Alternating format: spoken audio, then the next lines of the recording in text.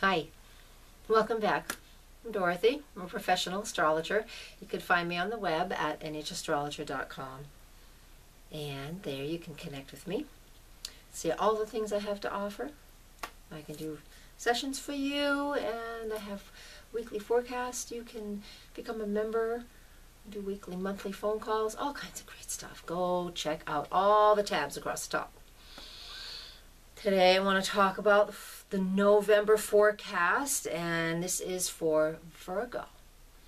So what we're going to start with is on November 3rd, we have the Sun and Venus. They are in the sign of Scorpio and they're conjunct. They've been together and working together and going hand in hand since that eclipse back on October 23rd. So right now, they'll separate soon. But right now, while Venus is in Scorpio and the Sun is in Scorpio, we just get to dig into some of those deep issues that we don't typically dig into throughout the year. We've had the last 2 weeks of the new moon building and building and building since the eclipse up until this point on the 3rd. The full moon comes up on the 6th, so we're almost at the full moon. So everything's waxing and we're still building and building. So this passion that Scorpio, the Venus and Scorpio is all about, can be building and building. I mean, if you're in a new relationship, this is really exciting. Venus is in her opposite sign, which is Taurus, and she's in Scorpio.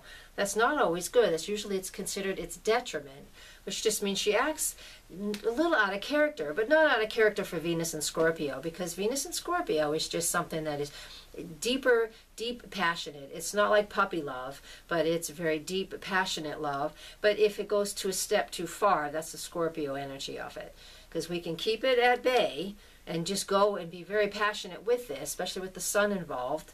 But if we take it too far, then we can get into things that are just dysfunctional in regards to love and sex and things like that. I'm just going to leave that part right there.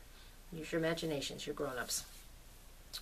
Now, next we have on November 4th and 5th, we have the moon in Aries. Now when the moon's in Aries, it's there every month. We're very emotional. We're emotional in the sense that I feel like I feel right now, and you're all going to know it. People around us are like that all the time. You might not be born with it. If you are, then you're just somebody who, your emotions will come out pretty quickly. Whether it's happy or sad, it doesn't matter. They just come out immediately. Now with the moon in Aries, what we get with that is it's actually making a square aspect to Mars and Pluto, which they're not quite conjunct yet, but they're close. And it conjuncts, the moon in Aries makes a conjunction to Uranus in the chart of the day. And so that is just unexpected emotions coming up. And these are deep, deep emotions. But the thing is, there's a root in truth in there somewhere, because Mars and Pluto are in Capricorn. Conjunct in Capricorn. They make the exact conjunction on the 10th and the 11th. So keep that in mind. So from the 4th and the 5th, when the moon triggers this Mars and Pluto and Uranus, Mars and Pluto are slowly coming together. Actually, Mars is slowly coming up to Pluto, because Mars is faster than Pluto. And what it's doing is it's, again, using all the Scorpionic energy to help us dig to the bottom of the pit, so to speak, or dig the dirt out from the foundation so we can truly see what our foundation is about. So obstacles come to us, challenges come to us, so we're able to work through these things. So all of a sudden we can say, oh, that's what that means. I've got that in my own life, you know. Everybody has it. No matter how metaphysical you are, or spiritual you are, or intuitive, it doesn't matter. Things just build and build, and they get to a head, and they get to a head. And when they finally, it's time for them to release or be born, whatever the case may be, then we have those aha moments and those realizations. And that's what some of the stresses are about. So when you're feeling some pressure and some stress, relieve that pressure and stress by doing your work. Go within, meditate, ask people to be honest with you. You don't even have to ask, because right now, if you're doing something that other people don't like, they're going to be honest with you. That's what this moon in Aries especially is about. Because everybody needs their own space these days. Next thing I want to talk about is, and this adds right to all the Scorpio energy, on the 8th of November, Mercury is at 0 degrees of Scorpio. That's the point that we had the eclipse at on October 23rd. Wow. All right. So that means we need to verbalize now what's going on. And did I miss the full moon? I did. Let me back up. on November 6th, the full moon is at 14 degrees of Taurus. That means the sun is at 14 degrees of Scorpio. With these planets in an opposition, that's the full moon. It's about a culmination, the releasing and letting go. What do we release and let go? What's it focusing on? It's focusing on Taurus, what we value, our morals. That's where Scorpio comes in, because sometimes this is the dysfunctional side of Scorpio. I don't need all you Scorpios out there to get pissed at me because I'm saying this. That happened last month, a few of you. Whatever. It's just the darker side of Scorpio. I love Scorpios. I've got plenty of them in my life, so don't yell at me. I won't let your comments get through. That's my Scorpio. The opposite of Scorpio, and the Scorpio is that dark energy, and it can be obsessive and it can be compulsive. That Taurus is, and it's our morals, and you know what we morally are willing to do, or what we've learned for our morals. And with this eclipse, with this full moon on November 6th, it's in for Virgo, it's in your 9th house. And that 9th house is all about your expanded awareness and what you've learned and what you believe and your beliefs. So there's this whole dichotomy going on of where your values are being challenged. You're challenging them. You know, you're wondering, what do I really value now? And it can be possessions, but it's also just, you know, ethics and morals, and, you know, where you stand. This is perfect for political time of year, even though we're just past that. It's perfect for the political time of year here in the United States, where you're going to be voting for people that you believe have the same beliefs and morals as you. And that's what this full moon for you is about in that 9th house, Virgo. Focusing in on the details, focusing in on what your morals are and what your beliefs are. And that's a great way to use this energy. So focus in on that, and things might shift and change for you a little bit over these last few years, especially these last few months. Okay? Let me get back to November 8th. Now, November 8th, the Mercury is at 0 degrees of Scorpio, where that eclipse was on October 23rd. So once again, we have that same scorpionic energy going on. It's right near where the sun is right now. It's only 15 degrees away from the sun. And so while it's near the sun, it is also asking us to communicate what we need to shift and change, have conversations with people that we need to have conversations with, because Mercury was just in Libra, so we still got a little bit of that hanging out with Mercury.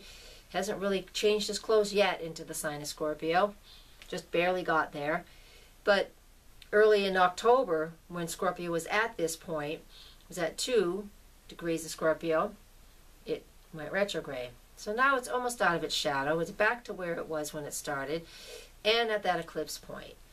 I'm telling you, if you didn't have a conversation or something didn't shift and change for you around this eclipse on the 23rd, it certainly will now. So write things out, have the conversation, go in deep, have meditations, do whatever it is that you like to do to communicate.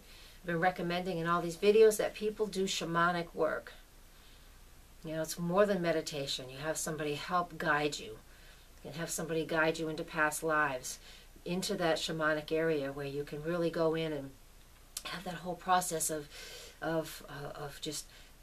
death in a way, where you can really come out of it feeling like a new person, like you've been reborn. It's important things to do with Scorpio energy. It's only here once a year, so take advantage of it. Don't let it be so destructive. It can only be destructive where you need it to be, and where the universe needs it to be for you and for your highest good. All right, on November 22nd, the new moon is at 0 degrees of Sagittarius. So that's right, just barely into the sign of Sag. So he's barely in there, but that is about fun. It's about growth. It's about learning through play and exploring the world around you. And for you, that's in your 4th house, your home, your foundation, your karmic seat, the seat of your karma. Let's explore that a little bit. I want you to just really dig in and spend some time looking at what your family lineage is about. Have fun with it. Go travel to where your family's from. If you don't, you know, if it's not totally local, it should be further away than just the same state. But travel, visit family, see family. Understand what your lineage is. And that 4th house is home and family. And that Sagittarius energy is all about having fun and playing, exploration, expanding our awareness, learning or teaching. Take all of those keywords, take all of those things and incorporate them in your life at home. And if you do that at home in your Virgo way, then things are going to grow for you. Life will be in more harmonious than if you don't do these things. So do your best to work with that.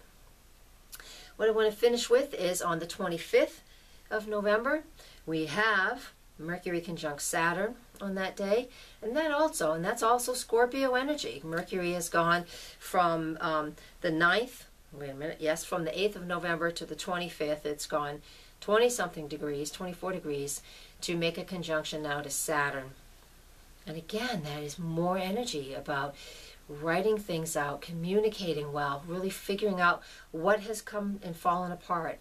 Because we're after the full moon now. So what's starting to fall apart, which is fine. So we can have more time to play and have fun and do those Sagittarius things that new moon wants us to do.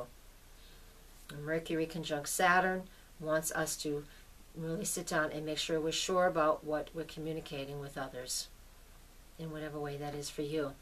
The next day is Thanksgiving here in the United States. Family gathers, lots of food. Moon's in Aquarius. That's a very unique situation. So what we can do is just form some new traditions that day. Don't get caught up in old thoughts, old problems. You know, family only meets once a year. They could still be talking about the same thing that happened, that somebody did something and blah, blah, blah 20 years ago. Don't go there. That's a potential, because that's always a potential when the moon in Aquarius gets something emotionally in their head. They attach because it's an air sign. The moon is our emotions, Aquarius is air. So we can get an emotional thought in our head and we can't let go of it. We're going to chew on it forever like a piece of gum or a dog in a bone. But I'd rather we use that energy, you know, say something, get it done, get it over with. But I'd rather that energy be used in a way that is about being creative and being unique. Find a new tradition, find something new and fun to do. Especially those of you who have lost family over the year, from last Thanksgiving to this one. I know the year my grandmother passed 7 years ago in November, it was on Thanksgiving Day. And so things really do, and that was definitely not a good thing, because, you know, we all gathered at Thanksgiving, except for that year. So it's just something, use it as in a unique way for yourself. Honor those who aren't with you, and set up a new tradition for the new people in the family. That's a great way to use that. I'm going to leave you with that. Thank you for watching. Please share. Come find me on Facebook, Dorothy Morgan Astrologer.